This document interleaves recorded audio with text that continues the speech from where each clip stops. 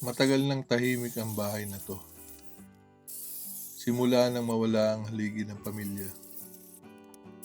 Naiwan dito ang lungkot at mga alaalang hindi na nabalikan. Dahil sa sakit, pinili nilang lumayo at habang lumilipas ang panahon, unti-unting nilamon ng damo ang lugar na minsang puno ng buhay. Sa buong kalsada, ito na lang ang bakurang naiwan. Ligaw, tahimik, at parang nakalimutan na. Pero minsan, kailangan lang ng isang mensahe.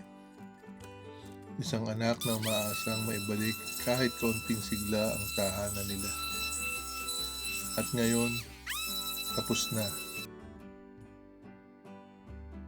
Hindi lang damo ang naalis natin dito, kundi pati bigat na matagal nang naiwan sa lugar na ito.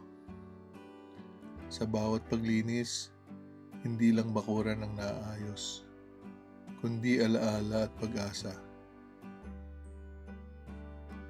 Masaya akong nakatulong hindi lang sa isang pamilya, kundi sa buong komunidad.